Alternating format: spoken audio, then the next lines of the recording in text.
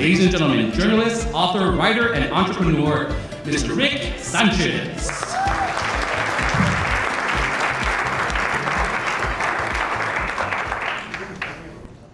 I'm here to tell you that as both, when I came to this country, my English, it was not so good looking.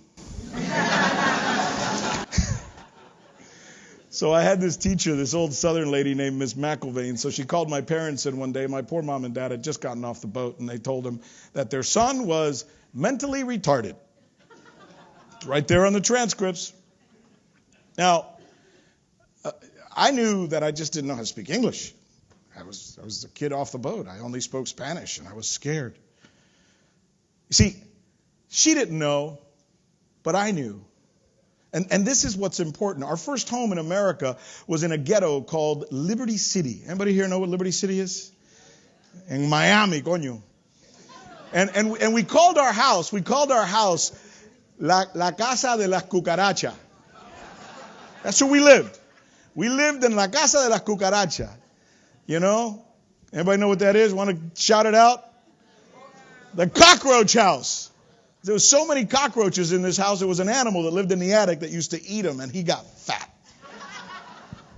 And there we ate. When you came to this country back then as a refugee, they gave you a couple of things. One was carne de refugio. Remember that? So what is carne de refugio? Here, let me make it easy for you. It's a 5-pound can of meat, government meat, otherwise known as Spam. I love the way we all said it together. You've got to be a refugee. You've got to be an immigrant to know this stuff. Spam for breakfast, Spam for lunch in beans, and then more Spam for dinner. Remember, with that piece of pineapple on top. That also came in a can. Oh, jeez. You know what's funny is back then I kind of thought we had it made. And then we moved to Hialeah, where my parents earned a whopping combined income of $11,000 a year. And I felt limitless. Limitless. I saw my parents as wealthy. I had it made. Man, I was in America. Luckiest kid in the world. Because the most important thing in your life is how you see yourself. But we don't ever realize that because we're too busy trying to get to the next thing. But then you know what happened as I got older? It went away. And you know when it went away? You know when I lost that feeling? It went away when I actually did have it all. That's what's seemingly so bizarre about this whole situation. Materially, anyway, I had it all, right? Yeah, that's the irony. When I had nothing, I seemed to have it all. And when I got it all, I seemed to have nothing. So again, I ask, what the hell? Why do we do that? Well, you know why? Because there is no all. There's no all. There isn't even an enough. At least not in terms of the stuff that we're made to think is most important. It doesn't exist. You take my case, right? I did acquire fame, right? Big shot anchor, CNN, or whatever the hell that meant. Relative riches, accolades, and all that really external, impressive stuff that comes along with it. But in many ways, after acquiring that, I became kind of not the guy I was when I was a young kid seeing the world for everything it was. I kind of became a nervous, bumbling, self-centered jerk. So what does that mean? It means all the crap that we're being fed on the internet these days and on TV about how we have to be perfect and handsome and rich and powerful and have a big house and a big car and a big job and the selfie-ready wife with the 2.5 kids who come home with all the participation trophies is bullshit.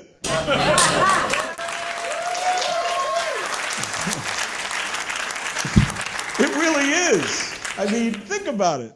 So what's the reality here? Nothing wrong with material goods, of course. It's wonderful. But it's simple. Main point A. Write this down. Life sometimes sucks, and that's okay. Life sometimes sucks, and that's okay. And it's important to know that. I give you permission to feel imperfect, dissatisfied, nervous, fat, slovenly, withdrawn, anxiety-riddled, and weak. You get that? I want you to know the next time you feel that way, that Ricardo León Sanchez de Reinaldo, the son of Paco and Adela, gave you permission to say to yourself, it's okay. And you know why you feel that way? It's because you're a human being. It's because you're a human being. It's because you're real. Cavemen felt down and out, okay? But unlike us, they were too busy running away from woolly mammoths and saber-toothed tigers to sit there and stew on it all the time. Not us, man. We get one bad deal, lost one sale, one bad breakup, one bad moment, and it's like the whole damn world is ending unless we don't immediately do a self-evaluation or recite to ourselves some all kinds of new age nomenclature about I'm smart, I'm special, I can overcome. As my father would say, qué manera de comer mierda. I'm not going to translate that one.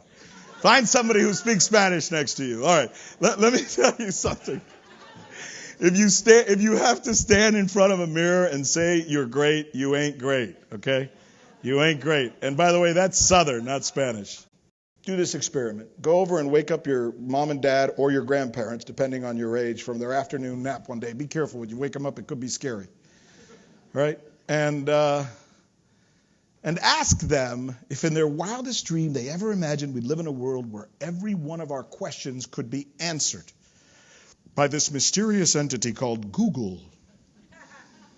And that she or he could even talk to you. And the name of that person was Siri. And my mom would say, ¿Qué es eso? Google. Siri. ¿De qué hablas? What are you talking about? Ask them if they ever imagine, right, that everybody would have their very own digital advisor named Waze that can direct them wherever they want to go. Oh, and of course that we'd have 800 channels on our TVs and absolutely not a damn thing to watch. Every one of those things that's supposed to solve our problems actually does what? It creates more problems. We're living in a world where we get all this stuff that solves our problems and it creates more problems, and it's like, ay, Dios mío. So, sure, Google's great. But now you have to figure out which operating system to use and which search engine, and then where to put the router in your home so you can get the best Wi-Fi, so you're not walking around like this and yelling at the kids about how you get things working, you know? Gosh. And that's where we are. You know, I was fortunate to be among the very first Latinos on national television. I had an audience that regularly surpassed that of Fox. In fact, most nights when you combine Fox and MSNBC together, I beat them, which is cool. Or we beat them, because we had a good staff, great writers, good show. So it wasn't about me, it was about the team. The show was called Rick's List, often in Spanglish. I was the first guy to do that, which was pretty cool. I did this thing called Las Fotos del Día on CNN. They thought I was crazy. The old guys wanted to kick me out the door. Eventually they did, by the way. We were able to break in by essentially employing social media, explaining diverse topics. I interviewed 5 U.S. presidents, Fidel Castro, Mikhail Gorbachev, and I interviewed presidents like Reagan and Bush, and I got a chance to talk to Obama, and it's pretty cool stuff, won some big journalism awards. But again, here's the real story. A few years ago, I lost all of that.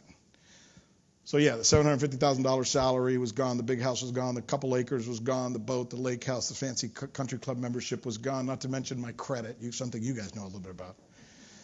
So what happens after a few buckets of tears, sitting in the closet crying because you don't want your kids to know that you're kind of not in a good way, and a lot of woe is me nights, sometimes with my old friend Johnny Walker? I realized it was the best thing that ever could have happened to me. See, problems actually make us smarter and better. See, the bigger your problem, this is amazing, that you can overcome, the smarter you're going to be for overcoming it. So I had to remake myself somehow. And the process of remaking myself involved 2 things. And these are the things that we've been talking about: embracing my problems and then growing and getting better the way that a chameleon grows a new tail in many ways. So the first part is actually kind of tough, because listen to what I'm saying. Embrace your problems and embrace your failures. Embrace your screw-ups. That's what I'm saying to you. And you know what? Everybody wants to embrace success. Next time you're in a meeting, a leadership meeting in one of your companies, how many people want to stand up in that room and say, I'm the guy who screwed up? No. Everybody wants to claim the success. And yet, think about this. What do we learn more from? Do we learn more from successes or from failures? We learn more from failures. See, every time you're wrong, you're more right. Every mistake understood for what it is makes us better. And it doesn't happen overnight. It happens over a lifetime. That's why I agree with my friend Jim Rohn when he says, in your life, do this, okay? Listen to me. Don't wish for fewer problems. Don't wake up in the morning and be concerned that you've got a lot of problems in your life. Wish for what? More skills. More skills. Don't wish for more problems. Wish for more skills. Make yourself better and you won't have them. And when you do, you'll be better at getting through them. Which gets me to point B. If A is accept yourself, B is what? Improve yourself. Don't just wish for the skills. Make a plan. Acquire more skills to make you better. The value of your life is not what you acquire. The value of your life is not what you acquire. The value of your life is a culmination of your skills, your values, and your knowledge. It does not have anything to do with what you have. It has to do with who you are. And guess what? Often, if you work on yourself from the inside out, those other trappings in life, the wonderful raise, the great job, the money, the bigger bank account, etc., they will follow. If you work at your job and your career only, and that's all you're focused on, you will make good money in America, because this is America after all. But if you work on yourself, you can make a fortune. If you work on just your job and your career, you'll make a good living. If you work on yourself, you will make a fortune. 2, improve and grow yourself daily. Not by making better the things out there, rather the things in here. In you, enjoy growing yourself. Notice I didn't say your job. You notice I didn't say your paycheck. I said yourself. Enjoy growing yourself. And remember, success is a process, damn it. It's a process. Be easy on yourself. It's earned over time. I mean, this is important. Pablo Picasso is sitting in a cafe in Madrid, right? Pablo Picasso is sitting in a cafe in Madrid, and he's doodling. And he doodles a little thing on his napkin while he's drinking his cafecito. Probably a cortadito o un café con leche. Lady comes over and says, Mr. Picasso, I'd like to buy that from you. Mr. Picasso says, I don't think you can afford it. Lady says, what do you mean I can't afford it? How expensive can it be? I was watching you. Took you maybe 30 seconds to draw that. How expensive can something be that took you 30 seconds to draw? Dice la mujer. Pablo Picasso looks at her and says, ma'am, this took 40 years. It took 40 years. Do you understand? Why did it take 40 years? Because that's his value. Do not discount your extremely valuable investment in yourself over time. Your value is your growth, right? It's what you know. It's your experience. It's your wins, and it's your losses, and it's your sacrifices. That's who you are. Know your value, especially you guys in this room who have to understand when people are constantly trying to cut a better deal, what deals are worth cutting and which aren't. I mean, think about it. What's one value in this room that becomes obvious that many of us take for granted? Si tú puedes hablar en dos idiomas, si tú entiendes dos culturas, en los Estados Unidos, what do you have? More value. Especially moving forward with some of the things that I'm about to show you. What I was just saying to those of you who are unencumbered in the Spanish tongue is if you can speak 2 languages, you have more value. If you understand 2 cultures, you have more value. If you understand 2 communities, you have more value. Right? So I want to talk right now, speaking of that, about a collective value that we all share, that many of us in this room share to close off this presentation. And this is important because this is about a truth that we need to be able to share more often, a truth about Latinos in the United States. It's one that neither our media nor our government leaders understand or appreciate, and certainly not our president. Now, the fact that some people don't understand our contributions as Hispanics to this country, That's bad, right? But we get it. It's normal. But you know what's worse? What's worse is the fact that some of us sometimes in this room don't understand the value of ourselves. Now that, my friends, reminds me of a quote. This is a quote by a cartoonist. His name was Walt Kelly. Anybody heard of Walt Kelly? Back when, right? And what he said was, we have met the enemy, and it is... Thank you. We have met the enemy, and it is us. So let's go through these real quick, okay? Surprising truths about Latinos. All right? Latinos are driving. Watch this one right here. We're driving our country's economic growth. And most Americans don't know that. We are the straw that is stirring the American drink right now when it comes to economic success. And talk to anybody at Walmart, at Toyota, and they'll tell you that. They understand the growth that's going on in this country right now with Hispanic households. And you often don't hear that. And some of us who've tried to make that point sometimes have paid for it dearly. I'm not going to mention any names, but I do know one guy's name is Rick Sanchez. Those are his initials. Okay, let's go to, when it comes to income and consumption. This is Latinos drive consumption growth. Now, a lot of us already know this, right? Latinos in the United States will soon have a purchasing power of $1.7 trillion. By the way, if Latinos in the United States by themselves were a country, if somehow we, divided ourselves from the rest of America, we would be the 12th largest economy in the world. It's a lot, right? 12th largest economy in the world. Slide 5. Hispanic consumers right now are beating all other groups in the United States when it comes to buying homes. They make up 69% of the total growth in home ownership in 2015. And they've been the only group since the 2008 meltdown to show a steady increase in this area. Tell me that's not important for you. Slide 9. Latinos are driving new business growth. By golly, this is where we have some fun with this. So we consume at remarkable levels. And you know what's really impressive? And this is what I haven't heard enough people talk about today as I've been poking my head in and out of these conferences. We're not just consumers, we're job creators. Hispanics in the United States are leading the way when it comes to driving new business growth. We're responsible, as you see right there, for 86% of the total new business formation in 2007 and 2008. And this is what's interesting about this. More important than that, those job creators are, guess what? Most of these job creators in the United States are, guess what? Immigrants. You're going to love this statistic. 1 in 4 immigrants who comes to the United States of America, some of the same people that some people in this country want to kick out. Do you know what they do? 1 of 4 immigrants that comes to America starts a business. And what does he do when he starts a business? He has to hire people. He has to pay people. Only 20% of Latino-owned businesses primarily serve Latinos.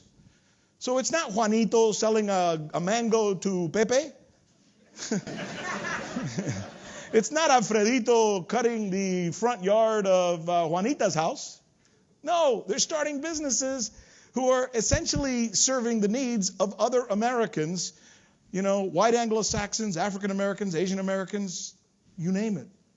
This is Stanford University's recently released study. This is what I'm sharing with you. This just came out from one of the most prestigious business schools in America. Where are we? And who is being served by these Latino businesses? Everybody. This is talking about business and job growth, right? Now, this is what we were talking about a little while ago. This is amazing, right? Because, so the trend is showing itself that in 2008, comparatively speaking, this is good stuff here. Latino Americans mean to America. This is not a woe is me argument that we're making here, folks. This is power. Companies owned by Latinos, hiring growth, up 22%. Latino-owned companies have been showing a growth hiring rate of 22%, while non-Latino companies in the United States, let me say this again, I want to make sure everybody hears this. Latino-owned companies in the United States are hiring at a rate of 22%. Non-Latino-owned companies in the United States are hiring at a rate of 2%.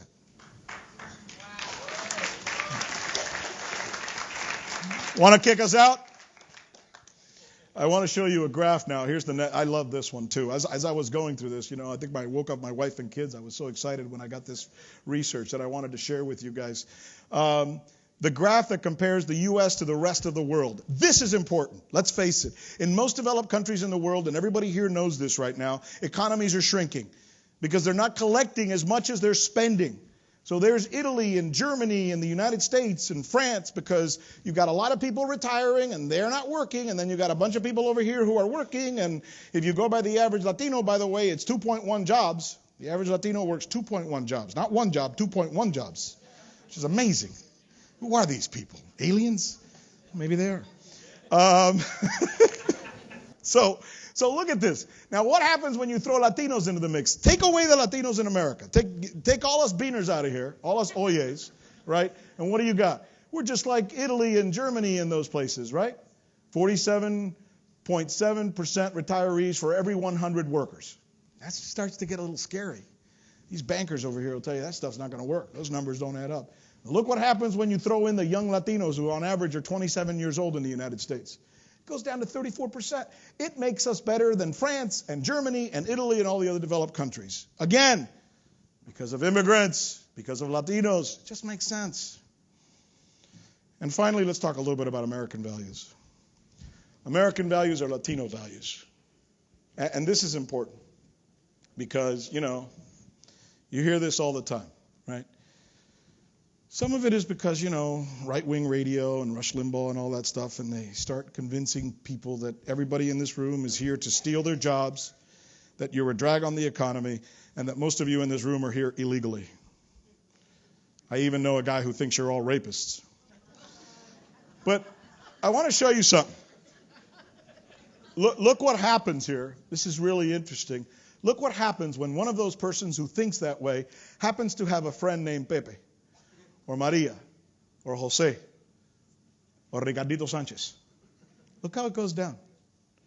When you know somebody like us in this room who comes to your house and breaks bread with you, or somebody you invite to your barbecue, suddenly the cognitive sense depreciates. It goes from more than 50% of the people who think Latinos are a drag on the economy. When you do the study and you ask people, do you have a Latino friend? It's 25% and 29% and 27%, which is pretty much the normal because we're all a little bit negative and we all think somebody's bad in one way or another. But when you get up over 50, you got a problem. And obviously this is not a problem that something we in this room understand and most business people understand. I go around speaking all over the United States. And when I speak to business people, they totally get all of this. And they shake their heads and wonder why our media doesn't get it and our government leaders don't get it. And it's very frustrating. Bottom line, and I'll finish with this. America doesn't need to be made great. Latinos are making America great again.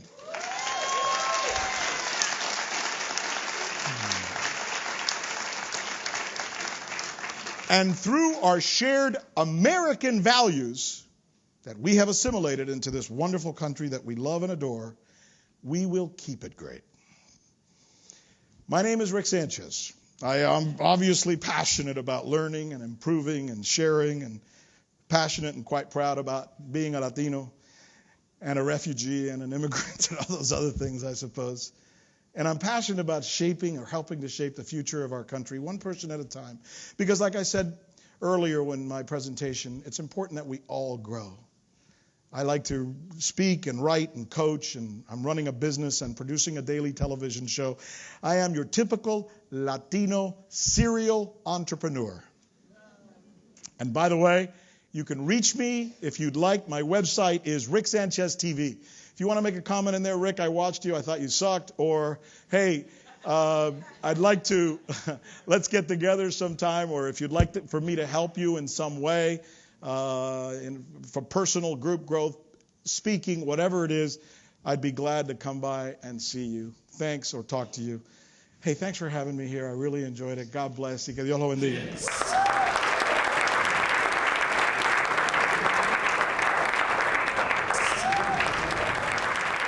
Thank you, Rick.